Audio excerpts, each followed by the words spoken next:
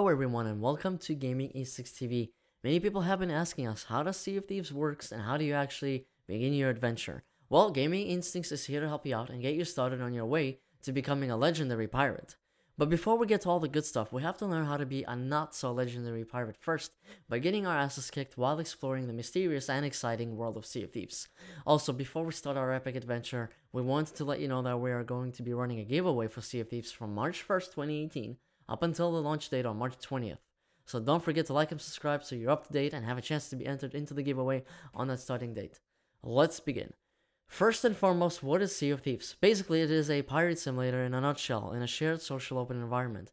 The game is open world, has a ton of islands to go to and plenty of piratey things to do. From taking on voyages and completing quests, fighting on the pirates and stealing their booty, and of course, adventuring with your crew, exploring the world at your own leisure alongside your pirate friends and enemies. But a lot of these things are a bit more complicated than they sound, and we are here to guide you on your voyage to becoming the best pirate you can be and surviving the unforgiving world of Sea of Thieves. When you start the game, you'll spawn on an outpost island. In Sea of Thieves, outpost islands are places where players can find NPCs, taverns, shopping vendors, other players that may or may not be hostile, and most importantly, the trading company NPCs that play a super important role in the gameplay loop of Sea of Thieves. There are a total of 3 different trading companies in the game that you will interact with: the Gold Hoarders, the Merchant Alliance, and the Order of Souls. I will do a separate video on them individually, explaining them in a much greater detail and how they work and how they are different from one another, so stay tuned for that. Once you have been spawned in the game world, your objective is to figure out how do I become a legendary pirate. If you wish to explore, take on voyages, or kill other pirates and steal some booty, you may do so at your choosing. But the better question is, guys and girls, what's the best way to start out to understand how Sea of Thieves works and get a leg up in the competition? Well, my friends, the first thing you actually want to do is find the trading company faction leader on the outpost where you have been spawned at and interact with him or her and take you on your first voyage. In this starting guide, we will be taking on a voyage from the Gold Hoarders trading company. The Gold Hoarders are all about the treasure hunts, who have also special keys that hold secrets to special treasures. And that is a part of the cool Sea of Thieves lore. You will be given a map that hints at what island you must go to in order to find and locate the treasure that is marked by the red X.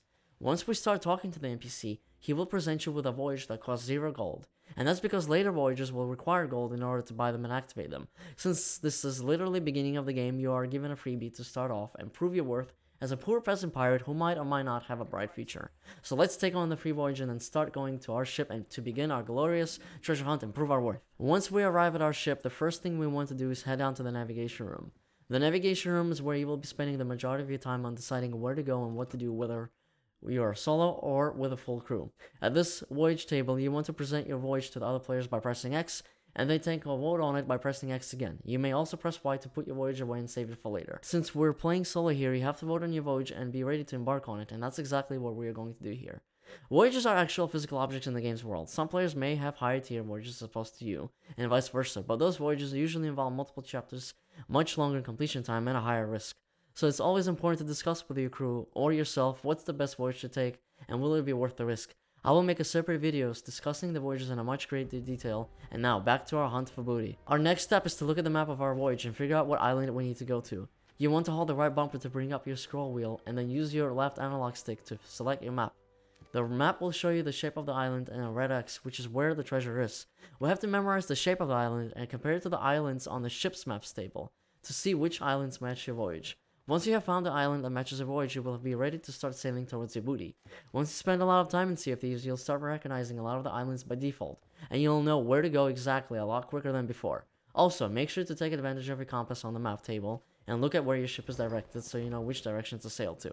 Once you have found your destination, our next step is to get the ship sailing, and we do that by going over to the captain's quarters, and pulling down the sails and then pulling up the anchor.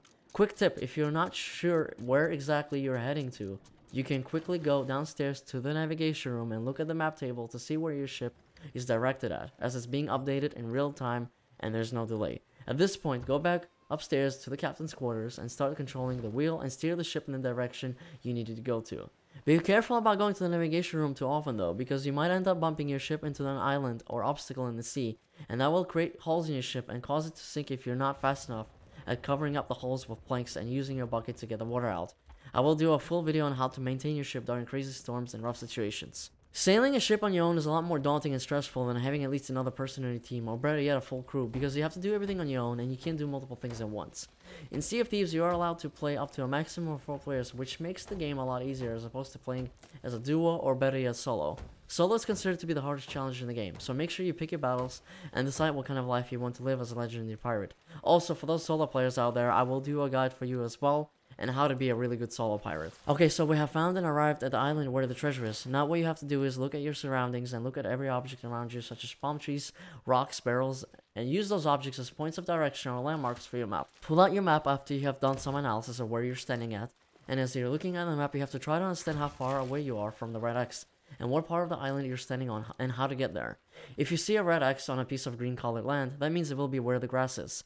If the X is marked on a yellow sand color, that means it will be where the sand is. Also, pay attention if the X is surrounded by palm trees or some sort of other environmental objects, such as rocks, and then use those objects as a point of reference for your guidance towards the loot.